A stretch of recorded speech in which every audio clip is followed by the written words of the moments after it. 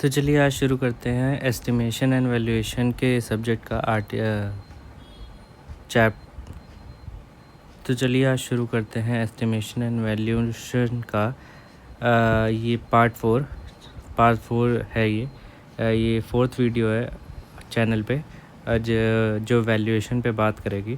ठीक है, तो सिविल इंजीनियरिंग का है, स्पेशली फॉर AE&JEE एग्ज़ाम्स के लिए इम्पोर्टेंट है। ठीक है, तो चलिए शुरू करते हैं आज का लेक्चर। तो मेथड ऑफ वैल्यूएशन देखिए, और भी कई मेथड होते हैं। जैसे पहले हम लोग ने पढ़ा था मेथड ऑफ वैल्यूएशन के रेंटिंग मेथड है, direct comparison with capital cost है। ठीक है, और दो और थे। ठीक है, उसी में और हैं, एक है बेल्टिंग मेथड, ये कहीं हैशटैग है तो ये कहीं ना कहीं क्वेश्चन आया है। ठीक है, तो बेल्टिंग मेथड ये रोड के लिए यूज़ होता है, सबसे इम्पॉर्टेंट है बेल्टिंग मेथड। जैसे वो होता नहीं, आप कैसे याद रख सकते हैं, बेल्ट इनिशिएटिव था जो रोड से रिलेटेड था, वैसे आप याद रख सकते हैं belting method is related to road, depends on road in front, याद रखिएगा। ठीक है, फिर डायरेक्ट कंपैरिजन, ये तो पढ़ ही लिया था, direct comparison. And then abstractive method क्या होता है, use when no information is available. अगर कोई इन्फॉर्मेशन नहीं अवेलेबल है, ये किससे कंपेयर करें, या रेंटल बेसिस मेथड पे, या फिर कितना कॉस्ट लगी, जो भी कुछ भी कोई इन्फॉर्मेशन अवेलेबल नहीं है, तो उसके लिए एब्स्ट्रैक्टिव मेथड यूज़ करें, सिंपल मेथड है। ठीक है, then preparation of detail estimate is done by unit quantity method, याद रखिएगा। डिटेल, ये SSC JEE में आया हुआ क्वेश्चन था। डिटेल एस्टिमेशन जो किया जाता है यूनिट क्वांटिटी मेथड से किया जाता है, ये याद रखिएगा। जो पहले लेक्चर में हम लोग ने पढ़ा था प्रिलिमिनरी एस्टिमेट में, वो जो उसमें पढ़ा था ना हम लोग ने, 3 तरीके के एस्टिमेट है, plinth then cubic and then unit. वो यूनिट रेट मेथड था, मैं यूनिट क्वांटिटी मेथड की बात कर रहा हूँ। तो याद रखिएगा यूनिट क्वांटिटी मेथड जो होता है, वो जो याद रखिएगा शेड्यूल ऑफ रेट जो PWD और रेलवेज यूज़ करता है, आइटम रेट कॉन्टैक्ट जिसे यूनिट रेट कॉन्टैक्ट भी बोलते हैं, या यूनिट क्वांटिटी एस्टिमेशन भी बोलते हैं, कह सकते हैं, वो उसी से होता है। ठीक है, then approximate quantity method for superstructure done for determining price per running metre, याद रखिएगा। SSC JEE में आया हुआ क्वेश्चन था, और ये अभी जो RRB का पेपर हुआ था, RRB JEE में, उसमें भी ये आया था क्वेश्चन कि जो अप्रॉक्सीमेट एस्टिमेशन है वो कौन सी यूनिट में किया जाता है। तो याद रखिएगा, जहाँ पे अप्रॉक्सीमेट क्वांटिटी आ जाता है वो रनिंग मीटर में किया जाता है। ये लाइन याद रखिएगा, बहुत इंपॉर्टेंट है। और ये इससे अप्रॉक्सीमेशन टाइप ऑफ एस्टिमेशन निकलता है। Then service unit method very by the type of construction and standard of finish. ठीक है, जो सर्विस, जैसे ये कैसे बताता, सर्विस यूनिट मेथड, जैसे सर्विस अवेलेबल प्रोवाइड की गई वैसे पैसा मिलेगा।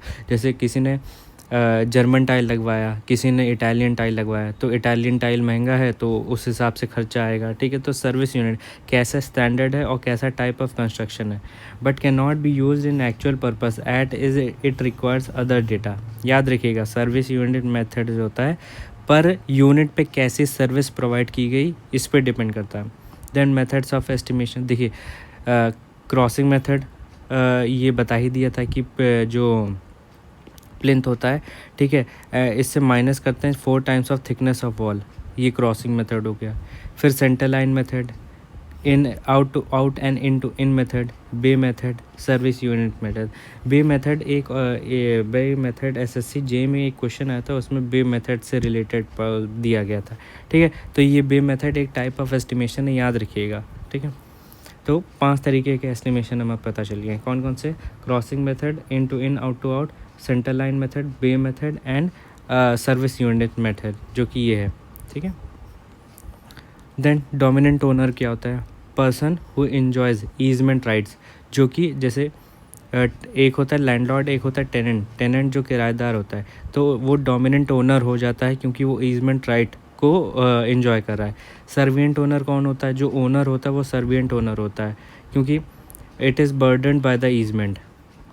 देन क्वाड्रेनियल रिपेयर क्या होता है, देखिए जब ये क्वेश्चन आया था तो बच्चों ने काफ़ी गलत किया था। क्वाड्रेनियल रिपेयर जो होता है वो 4 साल में एक बार किया जाता है। उसमें 2 ऑप्शन थे, एक था वंस इन 4 ईयर और एक था 4 टाइम्स इन अ ईयर। तो याद रखिए क्वाड्रेनियल रिपेयर जो होता है वो 4 साल में एक बार होता है। ठीक है, then type of plan, space left around the construction of building, इसे लैंडस्केप प्लान कहते हैं। ये आरआरबी में आया था, ठीक है, ये याद रखिएगा। लैंडस्केप प्लान कहते हैं जिस प्लान में चारों तरफ एरिया छोड़ दिया जाता है। देखिए प्लान से रिलेटेड काफ़ी क्वेश्चन आते हैं, ठीक है, और ये एक बिल्डिंग ड्राइंग से रिलेटेड या फिर कह सकते हैं ऑटोकैड के आसपास या बिल्डिंग में, स्पेशली बिल्डिंग ड्राइंग से ये क्वेश्चन काफ़ी पूछा जाता है, तो इसे हम लोग बिल्डिंग ड्राइंग के उसमें पढ़ेंगे। अभी रेलवे अपनी सीटें जब निकालेगी 2025 की वैकेंसी डिक्लेयर करेगी, तब हम लोग और अच्छे से पढ़ेंगे बिल्डिंग ड्राइंग के बारे में। देन एलिमेंटल बिल मेथड क्या होता है? एलिमेंटल बिल मेथड होता है easily understood by the client और party as it shows separate elements of building that have to be priced more detail than cubic rate estimate. ये line याद रखिएगा, it is more detailed. Elemental bill method होता है, देखिए ये इतना easy to understand bill होता है, ठीक है, that describes different elements of building that have to be priced. और ये क्यूबिकल मेथड से ज़्यादा बेटर तरीके का एस्टिमेट होता है। क्या बोलते हैं? Elemental bill method. उसके नाम में ही आ रहा है, एलिमेंटल है मतलब हर एलिमेंट का एक बेटर तरीके से प्राइसिंग शो की गई है। Then items included in tender, ये पहले भी हम लोग पढ़ चुके थे लेकिन फिर से एक बार देखते हैं। Description of work, estimated cost of work, rate and time of tender, amount of earnest money, security money and time of completion, ठीक है, तो ये सब टेंडर में दिया होता है। देन डिस्ट्रेस वैल्यू क्या होती है? Distress value due to fear of war and riot, याद रखिए वॉर और रॉइट, जैसे कोई दंगा होने वाला है, ठीक है, कोई एरिया में, तो उसकी वजह से एक जो प्रॉपर्टी में जो मार्केट वैल्यू है वो गिर जाती है, उसे कहते हैं डिस्ट्रेस वैल्यू। जो वैल्यू मिल रही होती है उसे कहते हैं distress value. Then area between the walls called floor area होता है, ये याद रखिएगा। रेलवे आरआरबी जे 2019 के पेपर में आया था कि फ्लोर एरिया क्या होता है, ठीक है, ऑप्शंस दिए थे। तो फ्लोर एरिया होता है डिस्टेंस बिटवीन या फिर एरिया बिटवीन टू वॉल्स के बीच में जो एरिया होता है उसे कहते हैं floor area. Then minimum amount of contingency amount कितना होता है? देखिए 5 लाख, ये PWD का है, ठीक है। मिनिमम अमाउंट ऑफ, जैसे कोई लेबर है, ठीक है, वो लेबर या वर्कर की कोई डेथ हो गई, ठीक है, तो उसे मिनिमम जो कंटिजेंसी अमाउंट दिया जाएगा वो 5 लाख का दिया जाता है। Actual cost of work is known after the completion of work, ये तो आप भी जानते हैं, जनरली सी बात है कि कंप्लीशन वर्क कंप्लीट होने के बाद ही एस्टिमेशन पूरा पता चल सकता है, एक्चुअल कॉस्ट पता चल सकता है। देन एस्टिमेट कुछ एक्स्ट्रा पॉइंट्स टू रिमेंबर है। देखिए अर्थवर्क इन ऑर्डिनरी सॉइल, ये कुछ और चीज़ों के आउटटर्न है, इन्हें याद रखना बहुत इंपॉर्टेंट है। एक्सकेवेशन इन ऑर्डिनरी सॉइल है वो 3 मीटर क्यूब आएगा। एक्सकेवेशन इन हार्ड सॉइल है वो 2 मीटर क्यूब आएगा। आरसीसी जो है वो 1.3 मीटर क्यूब आएगा, 3 मीटर क्यूब। आरसी ब्रिकवर्क जो है वो आता है 1 मीटर क्यूब। लाइम कंक्रीट, इसके बारे में तो हम लोग ने पहले भी पढ़ा था, 8.5 मीटर क्यूब होता है। सीमेंट कंक्रीट, इसका आउटटर्न हो जाएगा 5 metre cube. Brickwork of lime और cement in foundation and plinth, ये याद रखिए 1.25 मीटर क्यूब होता है। फिर एक्सकेवेशन इन फाउंडेशन जो होता है वो 2.75 मीटर क्यूब होता है, पहले हम लोगों ने पढ़ा था, इसे याद रखिएगा। तो क्या हो गया? Brickwork of lime in foundation वो होता है 1.25 metre cube. Random rubble masonry in lime और सीमेंट 1 मीटर क्यूब, ठीक है। 2.5 सेंटीमीटर की कंक्रीट फ्लोर 7.5 मीटर स्क्वायर, याद रखिएगा 2.5 सेंटीमीटर की कंक्रीट फ्लोर 7.5 सेंटीमीटर स्क्वायर होगा, ठीक है, आउटटर्न। यहीं पे 2.5 सेंटीमीटर की जो डीपीसी पड़ती है उसका आउटटर्न होता है 12.5 मीटर क्यूब, ये मीटर स्क्वायर, याद रखिएगा। देन 1 मेशन आउटटर्न ऑफ प्लास्टरिंग, देखिए प्लास्टरिंग का 8 मीटर स्क्वायर होता है, ठीक है, याद रखिएगा। आउटटर्न फॉर प्लास्टरिंग 8 मीटर स्क्वायर होता है। देन देखिए मल्टीप्लाइंग फैक्टर, ये कुछ चीज़ें important. Multiplying factor estimation and costing का काफ़ी इंपॉर्टेंट पार्ट है और काफ़ी क्वेश्चन पूछा जाता है, कई बार रिपीटेड क्वेश्चन है, ठीक है। तो मल्टीप्लाइंग फैक्टर क्या होता है? जैसे मेरा कोई गेट है, ठीक है, मेरा कोई गेट है, उसको पेंट करना है, ठीक है। जैसे आपको याद है कॉरुगेटेड शीट में कितना पेंट लगेगा या फिर कितना उसमें एक्स्ट्रा वो रखा जाता है मल्टीप्लाइंग फैक्टर, ये वैसा ही है कि अगर कोई गेट को या फिर कोई सी चीज़ को पेंट करना है तो उसके लिए एक्स्ट्रा पेंट, जैसे इसका जो एरिया है, मैं कहता हूँ जैसे ये ग्लेज डोर है, ग्लेज डोर क्या होता है, जिसमें ग्लास लगा हो, फुल्ली ग्लेज डोर है, ठीक है। तो ये जो डोर है ये है मेरा 10 मीटर स्क्वायर का, ठीक है। अब इसे पेंट करना है, तो इसका जो मल्टीप्लाइंग फैक्टर होता है वो होता है 0.5। तो इसमें जो पेंट लगेगा वो मेरा लगेगा सिर्फ 5 मीटर स्क्वायर का पेंट, याद रहे ये होता है मल्टीप्लाइंग फैक्टर, ठीक है। तो अलग अलग चीज़ों का मल्टीप्लाइंग फैक्टर है। तो कोलैप्सिबल गेट का जो मल्टीप्लाइंग फैक्टर है वो 1.5 है। Multiplying factor for panel door और फ्रेम डोर 1.3 होता है, ठीक है। प्लेन शीट स्टील डोर का 1.1, रोलिंग शटर जो दुकानों में लगा होता है 1.1, कॉरुगेटेड शीट का 1.5, ठीक है। फुल्ली ग्लेज डोर का 0.5, ठीक है। तो ये आपको याद रखना पड़ेगा क्योंकि ये over the period of time काफ़ी बार क्वेश्चन रिपीट होता है, तो याद रखिए, ठीक है। पैनल डोर का 1.3, ठीक है। कोलैप्सिबल गेट का 1.5, ग्लेज डोर का 0.5, देन शीट डोर का, प्लेन शीट डोर का 1.1, कॉरुगेटेड शीट का 1.5, ठीक है। तो ऐसे याद रखिएगा। देन साइट ऑर्डर बुक क्या होता है, it records instruction of executive engineer, ठीक है। ये होती है साइट ऑर्डर बुक। जो भी एग्जीक्यूटिव इंजीनियर या फिर कोई हायर ऑफिशियल इंजीनियर जो होता है साइट पे, वो कोई भी ऑर्डर देता है, ठीक है, रिलेटेड टू कंस्ट्रक्शन, उसे एक बुक में नोट किया जाता है, मेंटेन किया जाता है, उसे बोलते हैं site order book. Then specification principles, देखिए स्पेसिफिकेशन जब प्रोवाइड की जाती है उसमें क्या क्या प्रोवाइड किया जाता है, description of material, then workmanship, देखिए पहले डिस्क्रिप्शन होता है, देन वर्कमैनशिप होता है, then protection of new work होता है, and then clauses of specification होता है, एंड देन एक्सप्रेशन होता है। ये आपको इसी फॉर्म में याद रखना है, पहले ये कहीं ना कहीं आया हुआ क्वेश्चन है, ठीक है। तो याद रखिएगा कि पहले डिस्क्रिप्शन ऑफ मटेरियल्स, फिर वर्कमैनशिप, टूल्स एंड प्लांट्स के बारे में, protection of new work, clauses of specification, and then expression.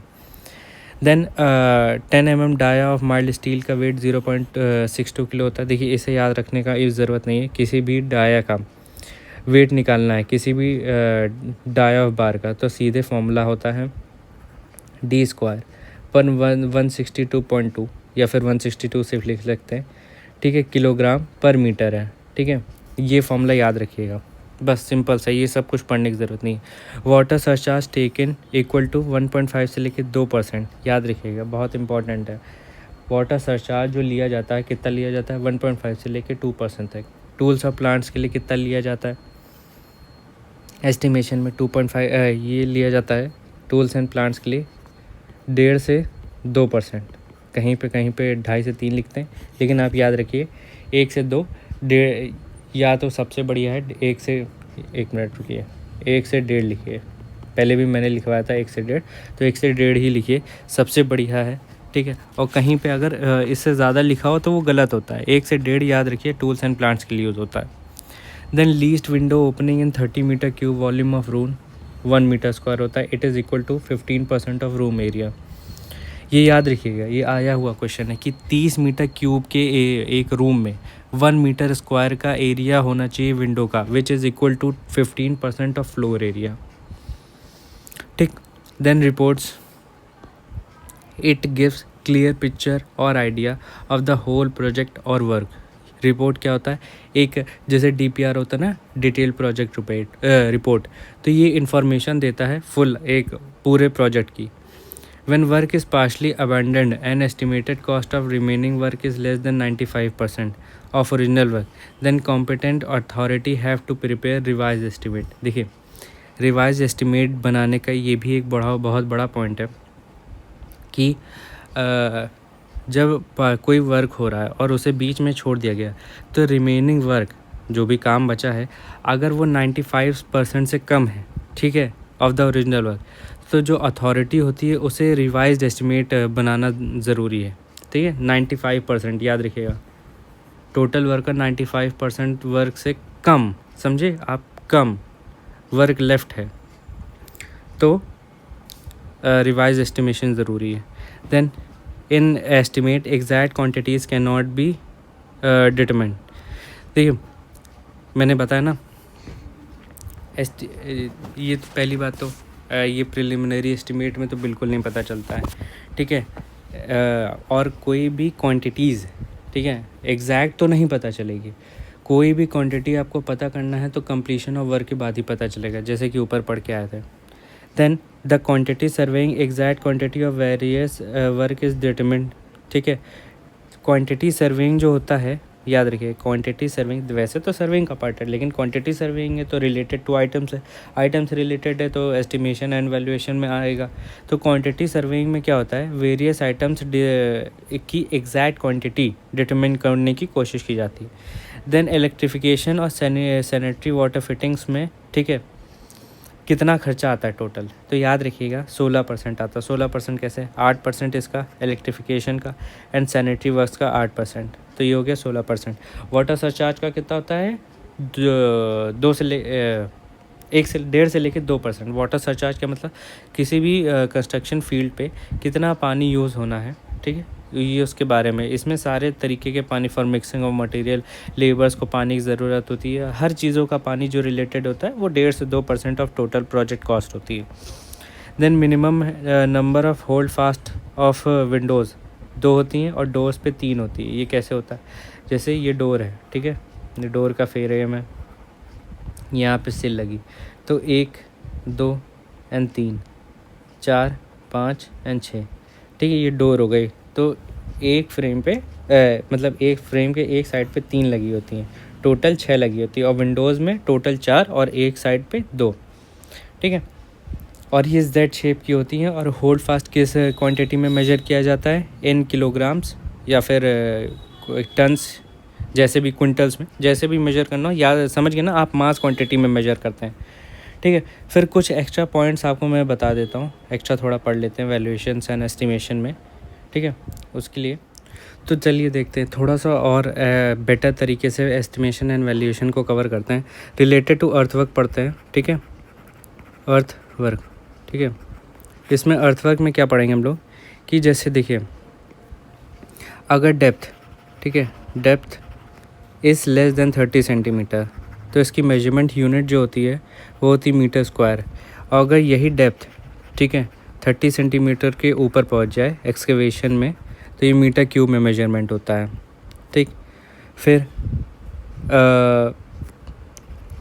मैं देखिए एक पॉइंट और है, if measurement of excavation, measurement of excavation, ठीक है, शैल बी टेकन, देखिए यहाँ से इफ़ हटा देते हैं, shall be taken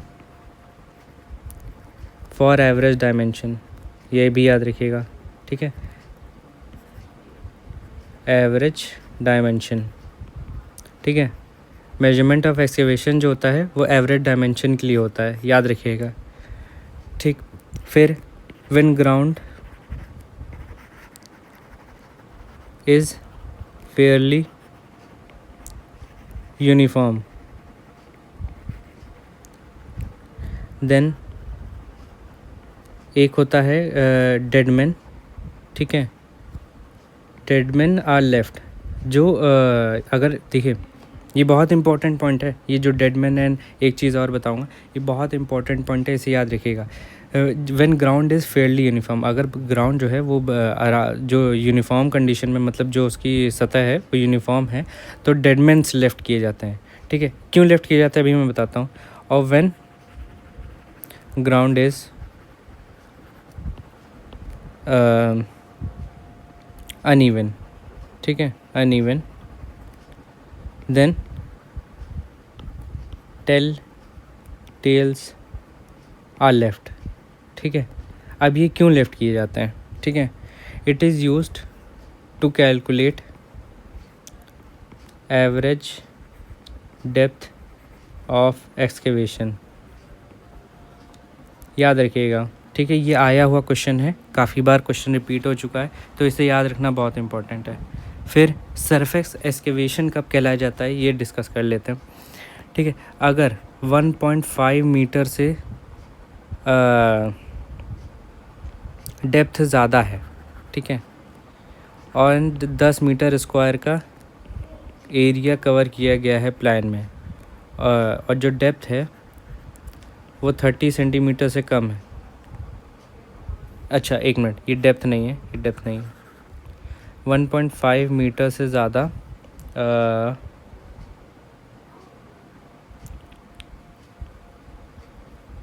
surface excavation जो है 1.5 मीटर से ज़्यादा एंड 10 मीटर स्क्वायर का प्लान एरिया और जो डेप्थ है वो 30 सेंटीमीटर से कम है तो it is considered as surface excavation.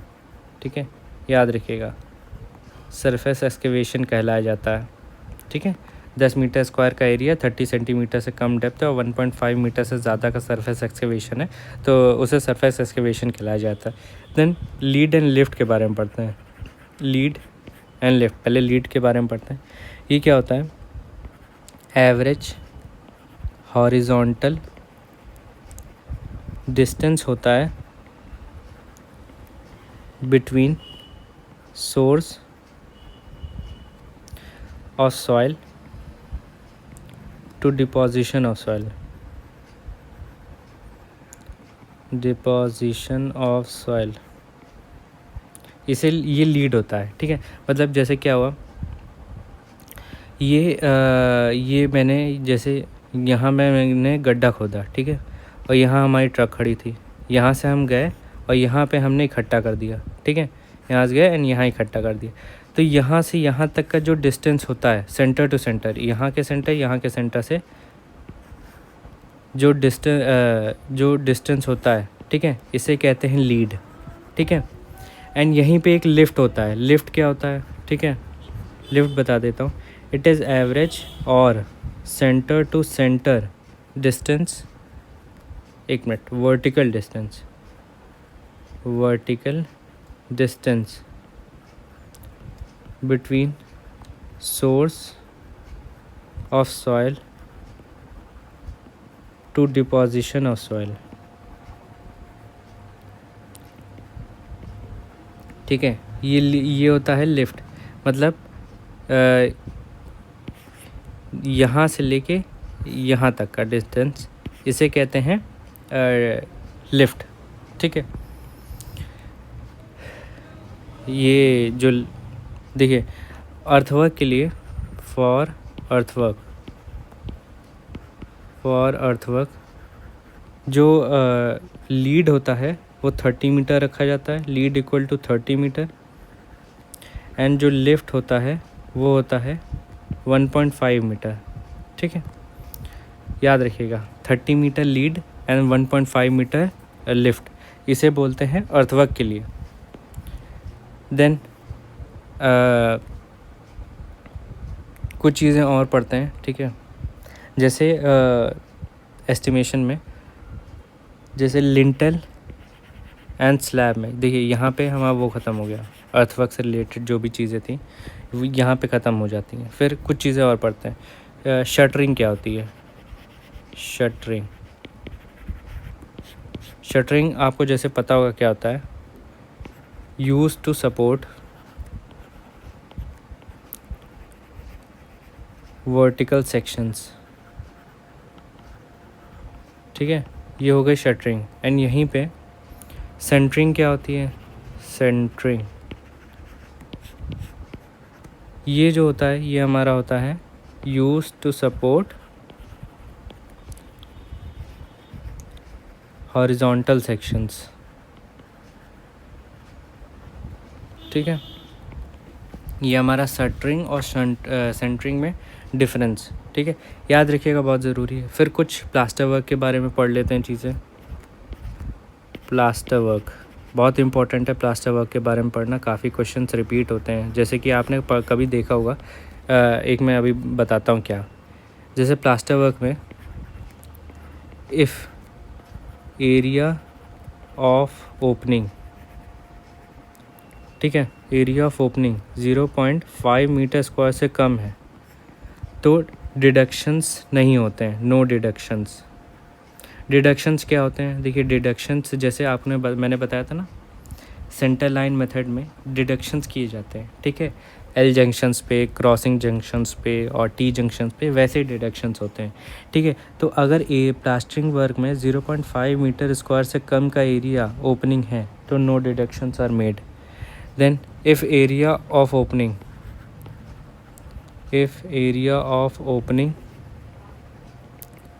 Is 0.5 metre square से लेके 3 मीटर स्क्वायर तक।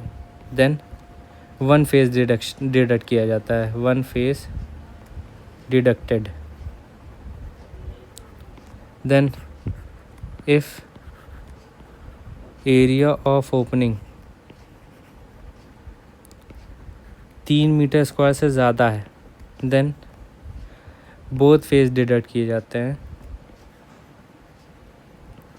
Deducted. And in for end of beam, rafters, posts, इनके लिए डिडक्शन कोई तरीके का नहीं है, नो डिडक्शंस आर मेड। ठीक है, तो याद रखिएगा, for in plastering work for opening of less than 0.5 metre square कोई डिडक्शंस नहीं है। 0.5 से लेके 3 मीटर स्क्वायर तक वन फेस डिडक्ट होता है, एंड 3 मीटर से स्क्वायर से ज़्यादा है तो both the faces are deducted. Then masonry work के बारे में जो डिडक्शंस है उसके बारे में पढ़ते हैं। मशीनरी वर्क के बारे में पढ़ते हैं कि इफ़, यहाँ पे नहीं लिखते हैं, इफ़ एरिया ऑफ ओपनिंग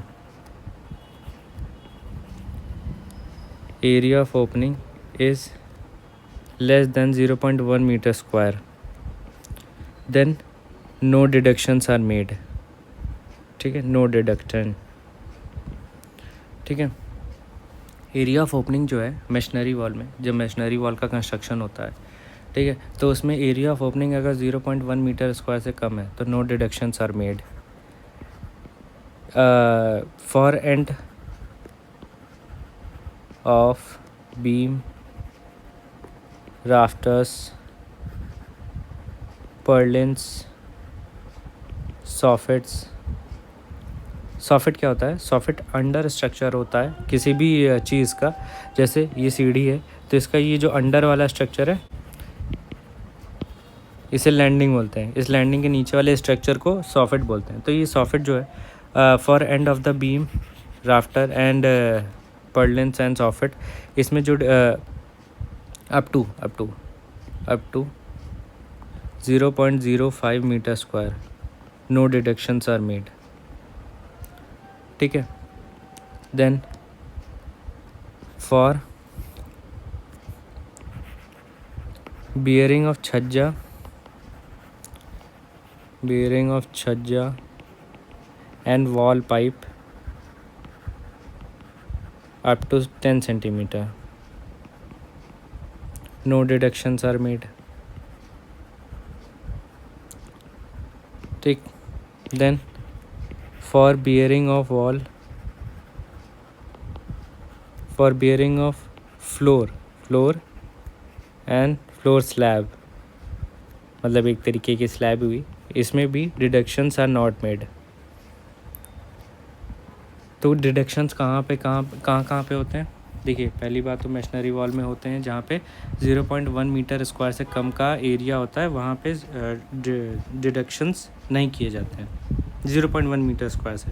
ठीक है, एंड ऑफ राफ्टर्स, बीम्स, छज्जास, पाइप वॉल्स, रूफ, स्लैब, सब के लिए डिडक्शन नहीं किए जाते हैं। ये दो चीज़ों के लिए डिडक्शन जो लिखा है इन्हें बहुत पढ़ना ज़रूरी है, क्योंकि इनमें डिडक्शंस पूछ लेता है जनरली, और एसएससी जेई ने तो कई बार पूछा है। देन कुछ चीज़ें और पढ़ते हैं, जैसे कॉरिगेटेड शीट के बारे में तो हम ही लोगों ने पढ़ ही लिया था कि कितना वो एरिया इंक्रीज़ कर देते हैं और कितना मल्टीप्लाइंग फैक्टर होता है। ठीक है, देन जैसे अब क्या पढ़े, एक होती है बार बेंडिंग शेड्यूल्स। इससे रिलेटेड काफ़ी क्वेश्चंस आते हैं, ज़्यादा नहीं आते हैं, छोटे छोटे क्वेश्चन आते हैं। तो बार बेंडिंग शेड्यूल में क्या होता है ये देख लेते हैं। बार बेंडिंग शेड्यूल में क्या क्या इंक्लूड होता है, इससे रिलेटेड काफ़ी क्वेश्चन आता है। तो it is a list that contains length. ठीक है, लेंथ के बारे में दिया होता है। ठीक, बेंडिंग डिटेल्स, देखिए कितने एंगल पे बेंड किया गया है और क्या कितने एंगल पे, ठीक है, और कौन सी बार यूज़ हुई है, HYSD है कि माइल्ड स्टील है, ठीक है। लोकेशन कहाँ पे प्रोवाइड की गई है, ठीक है। डाया टाइप मतलब TMT हो गई, HYSD हो गई, एंड माइल्ड स्टील हो गई, कौन सी हो गई। TMT का फुल फॉर्म क्या होता है, कमेंट सेक्शन में ज़रूर बताइएगा, ठीक है। मैन्युफैक्चरर का नंबर होता है, ठीक है, कौन से टाइप की स्टील है, ये सब कुछ प्रोवाइड किया जाता है। जैसे SSC JEE में एक क्वेश्चन आया था कि related to bar bending schedule, उसमें कई ऑप्शन थे, उसमें एक अलग से ऑड ऑप्शन था।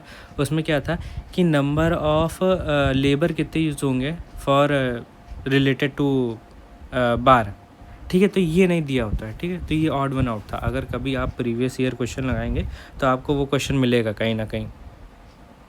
देन जो लिफ्ट और ये था, इसमें एक पॉइंट मिस हो गया लीड एंड लिफ्ट में से।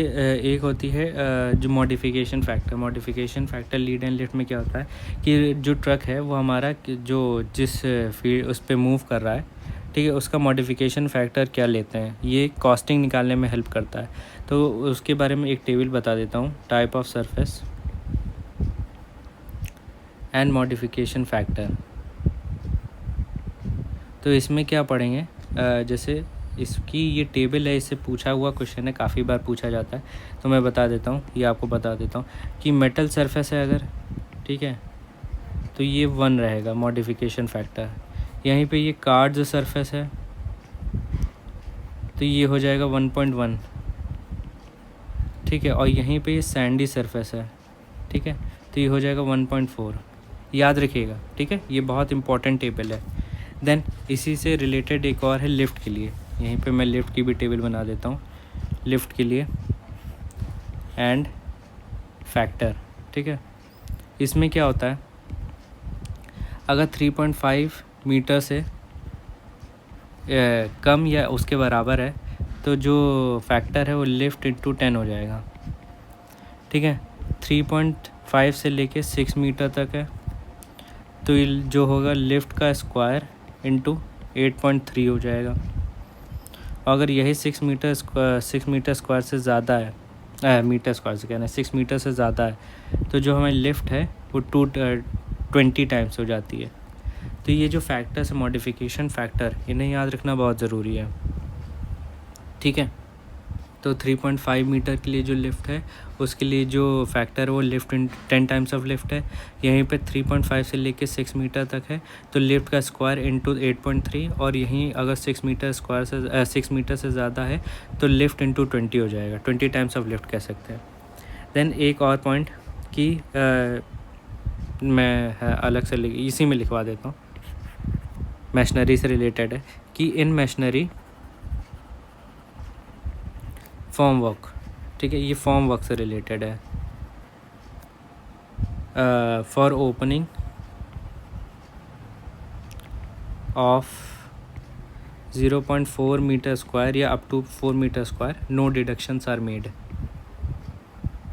याद रखिएगा, in machinery work in form work वाली कंडीशन में, इन मशीनरी फॉर्म वर्क, ठीक है, no deductions are made up to 0.4 metre square, ये याद रखिएगा। फिर ये टेबल याद रखिएगा, मैंने लिखा ही दिया है। मेटल सरफेस के लिए 1, कार्ड्स के लिए 1.1 एंड सैंडी के लिए 1.4। देन और जैसे कुछ चीज़ें हैं,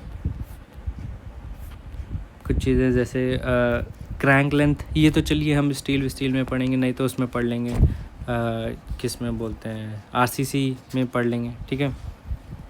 फिर सर्वेइंग में एक चीज़ आपको पढ़ानी थी, क्वांटिटी ऑफ अर्थवर्क से रिलेटेड, इसे हम लोग यहीं पढ़ लेते हैं या फिर इसके लिए एक अलग क्लास रखेंगे, कल पढ़ लेते हैं क्वांटिटीज़ ऑफ अर्थवर्क या फिर रोड एस्टिमेशन जिसे बोलते हैं, जिसमें ट्रेपेजॉइडल मेथड और प्रिस्मोइडल मेथड से रिलेटेड चीज़ें पढ़ते हैं ना, ये कल पढ़ लेंगे। इससे की काफ़ी क्वेश्चन आते हैं, SSC JEE के प्रीवियस ईयर में भी आया था क्वेश्चन। तो आज के लिए इतना ही रखते हैं, कल रोड एस्टिमेट से रिलेटेड चीज़ें पढ़ेंगे। तो चैनल को सब्सक्राइब कीजिएगा एंड वीडियो को लाइक कीजिएगा एंड शेयर कीजिएगा। Thank you.